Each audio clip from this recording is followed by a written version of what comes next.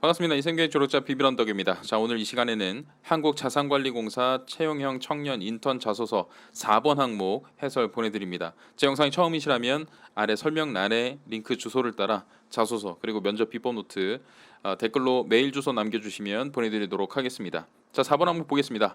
가치가 대립되는 딜레마 상황, 예를 들면 조직이나 단체 등의 규정을 지키지 않는 친구를 목격하였을 때 조직, 단체 등의 입장에서 행동할 것인지 친구 입장에서 행동할 것인지 등을 겪었던 경험을 다음 세부 항목에 따라 작성해달라라고 했고, 세부 항목 중에 하나는 대립되는 가치는 무엇이었으며 가치 대립이 왜 딜레마가 되었는지 등 당시 상황에 대한 내용을 작성해달라고 800바이트 이내를 요구하고 있습니다. 자, 일단 이 부분만 먼저 볼게요. 자, 일단 이 문항에 대해서 딜레마라는 것 때문에 좀 어렵게 느껴지실 수 있겠지만 결국은 윤리의식, 직업 윤리의식을 묻는 항목으로 이해하시면 됩니다.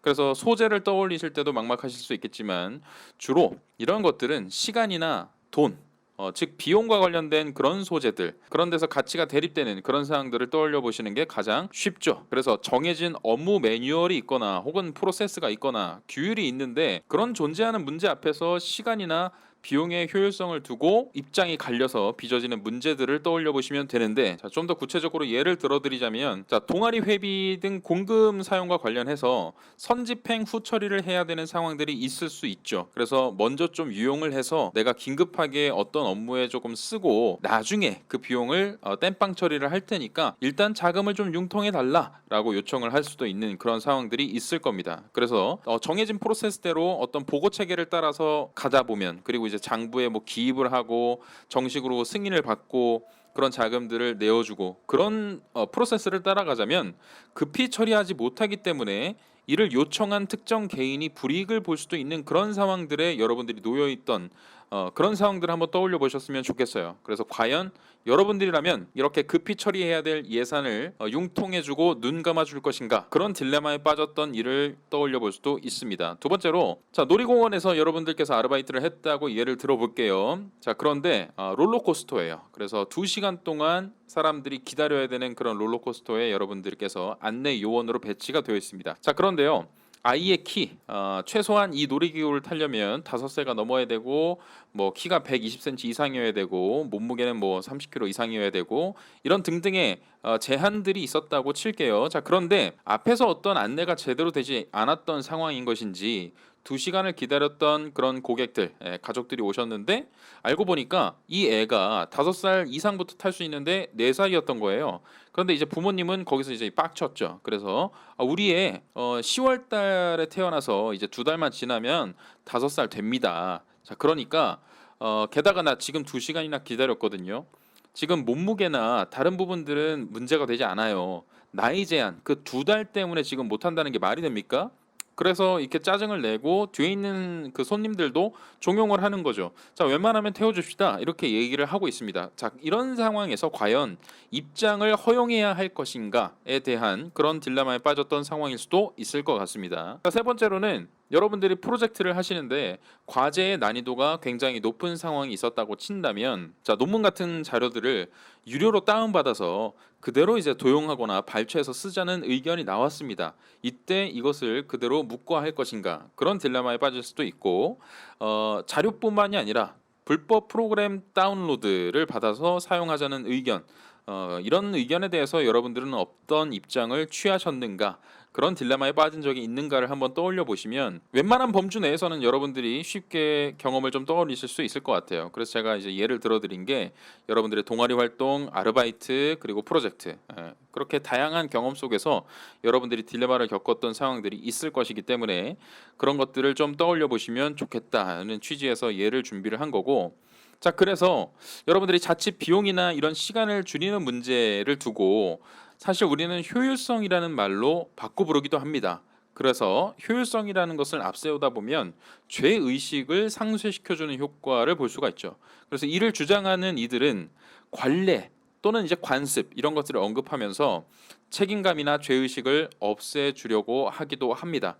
그러나 여러분, 이 문항이 나왔던 이유를 한번 생각해 보시고, 그리고 이 공기업에서 이것을 묻고 있는 것, 특히나 고객들의 자산을 관리하는 한국자산관리공사에서 이런 문항이 나왔다는 것은 윤리의식에서 있어서만큼은 당연히 깨끗해야 한다는 것에 입각해서 쓰셔야 된다는 좀 생각이 들고, 그런 문항인 만큼 절대적으로 여러분들이 효율성에 빠져서 예스, 그래서 대립되는 상황 속에서도 조금 더 여지를 두고 생각해봤다, 이런 입장을 취하시면 안 됩니다. 자, 절대적으로 노를 외치셔야만 하는 문항이라고 저는 판단을 하고요.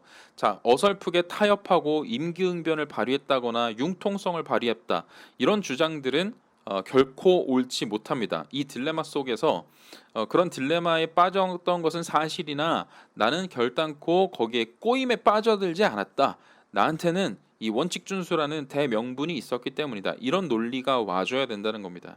왜냐? 단 한 번의 예외 적용이 큰 사고로 이어질 수 있기 때문이죠. 특히나 한국자산관리공사처럼 경제생활이나 금전과 관련된 이슈를 다루는 기업들일수록 더 이런 것들이 실제 사고로 이어지게 되면 한 가정을 피폐하게 만들 수도 있기 때문입니다. 자, 그래서 다시금 규칙이나 원칙, 매뉴얼, 그리고 프로세스라는 것은 오랜 기간에 걸쳐서 완성된 사회적인 약속이잖아요. 그렇기 때문에 원칙이 깨지게 되면 신뢰가 무너지고, 무너진 신뢰는 회복하기 힘들다와 같은 논조가 나올 수 있습니다. 그래서 위와 같은 주장과 함께 이 대립되는 상황을 여러분들께서 어떻게 슬기롭게 조치하셨는지 그 부분을 기술하는 문항이라고 받아들이시면 됩니다. 그래서 방법론보다 사실 더 중요한 것은 왜 그래야만 하는가에 대한 이유나 명분을 스스로 깨달았는가 하는 것을 결국은 자소서 4번 항목에서 여러분들이 펼치셔야 되는 주장이라고 할 수 있습니다.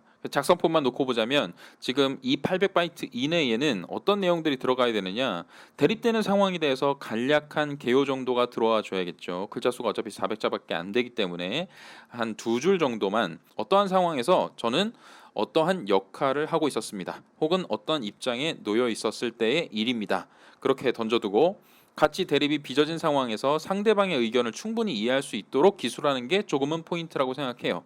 자, 제가 역할이 이거였는데요.